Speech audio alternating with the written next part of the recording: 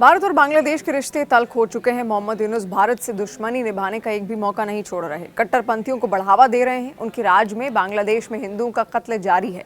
फरवरी में आम चुनाव निर्धारित हैं।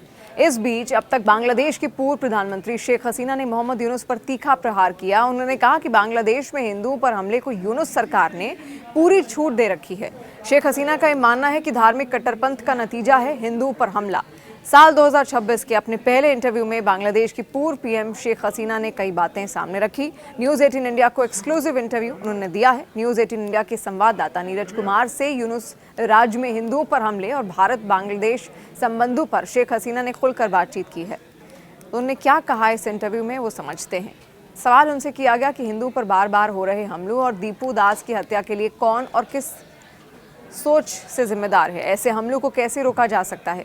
ये हमले धार्मिक कट्टरपंथ और उन्मादी भीड़ मानसिकता के खतरनाक मिश्रण का नतीजा है, ये उन्होंने कहा, जिन्हें अंतरिम सरकार ने पूरी छूट दे रखी है। आगे शेख हसीना कहती हैं कि दीपू दास की हत्या एक बर्बर अपराध है जो कट्टरता और असहिष्णुता के गहरे माहौल को दर्शाती है। ये कोई अकेली घटना नहीं है। यूनुस की सत्ता में आने के बाद ईसाइयों, हिंदुओं, बौद्धों और शांति प्रिय अहमदिया मुसलमानों को निशाना बनाकर हजारों धार्मिक हमले बिना किसी सजा के किए गए हैं। वहीं धार्मिक स्थलों का अपमान किया जा रहा है। उन्होंने कहा कि मस्जिदों पर हमले हो रहे हैं, सांस्कृतिक अभिव्यक्तियों को दबाया जा रहा है और महिलाओं को सार्वजनिक जीवन से हाशिए पर धकेला जा रहा है। ये सब उस कट्टरपंथ के नाम पर हो रहा है जो हमारे कभी गर्व से कहे जाने वाले धर्मनिरपेक्ष और सहिष्णु देश से बहुलता की हर निशानी मिटाना चाहता है। इस तरह की हिंसा को केवल वही रोक सकता है जो लोकतांत्रिक तरीके से चुना गया मजबूत राजनीतिक नेतृत्व हो, जो बिना किसी शर्त के कट्टरपंथ की निंदा करे और अल्पसंख्यकों को समान नागरिक के रूप में सुरक्षा देने के लिए प्रतिबद्ध हो। वहीं हादी की मौत को लेकर भी उनसे सवाल किया गया। उनसे सवाल हुआ कि हादी की मौत के बाद बांग्लादेश में हुई हिंसा और भारत बांग्लादेश के बीच मौजूदा तनाव को आप कैसे देखती हैं। इस पर शेख हसीना जवाब देती हैं कि शरीफ उस्मान हादी की हत्या दुखद है और उसके बाद हुई हिंसा की मैं कड़े शब्दों में निंदा करती हूँ। उनकी मौत बीएनपी, जमात और एनसीपी के बीच चुनावी प्रतिद्वंदिता से उपजे संघर्ष का भयावह परिणाम थी। कोई भी विश्वसनीय सरकार तुरंत स्वतंत्र जांच कराती, कैंपस और सड़कों को सुरक्षित करती और जाने से रोकती। इसके बजाय हमने बेवजह की हिंसा और स्वतंत्र मीडिया तथा सच्चाई दिखाने वाले साहसी पत्रकारों पर राजनीतिक हमले देखे हैं।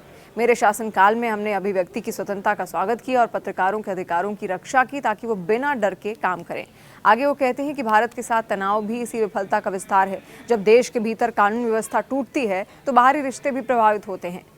वहीं बांग्लादेश की स्थिरता हमेशा संयमित नेतृत्व और क्षेत्रीय सहयोग पर निर्भर रही है, ये भी उन्होंने कहा। और तात्कालिक राजनीतिक फायदे के लिए इन रिश्तों को नुकसान पहुंचाना लापरवाही है और देश के दीर्घकालिक राष्ट्रीय हितों के खिलाफ है। वहीं मौजूदा हालात को देखते हुए भारत सरकार और मोदी सरकार से आपकी क्या अपेक्षाएं हैं। जब ये सवाल उनसे किया गया तो शेख हसीना ये बताती हैं कि भारत हमेशा बांग्लादेश का भरोसेमंद मित्र रहा है और उसके समर्थन के लिए हम आभारी भी हैं। आज जो हिंसा सामान्य बनती जा रही है वो न सिर्फ बांग्लादेश को अंदर से अस्थिर करती है बल्कि हमारे पड़ोसियों की चिंता भी स्वाभाविक रूप से बढ़ाती है, जो अराजकता, उत्पीड़न और उन मूल्यों के शरण को देख रहे हैं जिन्हें हमने मिलकर बनाया था।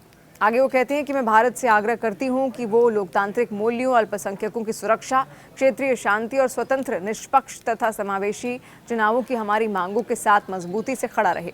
एक स्थिर और लोकतांत्रिक बांग्लादेश न केवल हमारे हित में है बल्कि भारत और पूरे दक्षिण एशिया के हित में भी है। उनसे भारतीय उच्चायोग पर हुए हमले को लेकर भी सवाल किया गया। उनसे पूछा गया कि भारतीय उच्चायोग के बाहर हुई हिंसक प्रदर्शन के पीछे आखिर कौन था, उनका उद्देश्य क्या था। दिल्ली में बांग्लादेश उच्चायोग के बाहर हुए शांतिपूर्ण प्रदर्शनों पर भारत के रुख को आप कैसे देखती हैं। इस पर उनका जवाब था कि ये स्वतः स्फूर्त विरोध प्रदर्शन नहीं थे बल्कि कट्टरपंथी समूहों और अवसरवादी राजनीतिक ताकतों की ओर से संगठित किए गए थे, जिनका मकसद कट्टर इस्लामी विचारधारा को बढ़ावा देना और बांग्लादेश को उसके सबसे करीबी मित्र से अलग थलग करना है। सबसे चिंताजनक बात यह है कि यूनुस ने इन चरमपंथी समूहों को राजनीतिक संरक्षण दिया है, उन्हें सत्ता के पदों पर बिठाया है और जुलाई 2024 की हिंसा के दौरान किए गए अपराधों के लिए उन्हें संरक्षण दिया है। यूनुस इस भारत विरोधी भावना को बढ़ावा देकर अपनी सरकार की नाकामियों से ध्यान भटकाना चाहते हैं। अंतर्राष्ट्रीय कानून के तहत भारत को अपने राजनयिक परिसरों की सुरक्षा की अपेक्षा करना पूरी तरह सही है।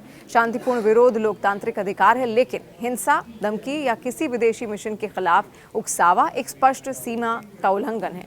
वहीं वो ये भी कहती हैं कि लोकतंत्र को शांतिपूर्ण तरीके और स्वतंत्र, निष्पक्ष और सहभागी चुनावों के जरिए व्यक्त किया जाना चाहिए, न कि भीड़ की हिंसा के जरिए।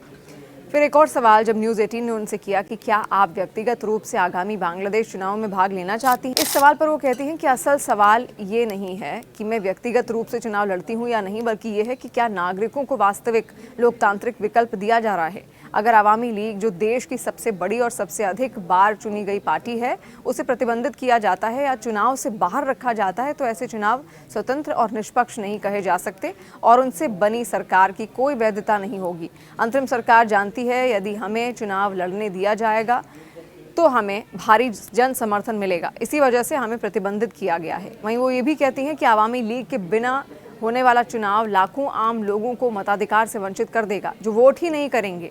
ये लोकतंत्र नहीं बल्कि एक गैर निर्वाचित सत्ता से किया गया चयन होगा। मतदाताओं को अपनी पसंद की पार्टी चुनने की आज़ादी होनी चाहिए, न कि बीएनपी या जमात को वोट देने के लिए हिंसा या संपत्ति नष्ट करने की धमकियों से मजबूर किया जाए। वैधता भागीदारी, प्रतिस्पर्धा और जन सहमति से आती है, न कि बहिष्कार से।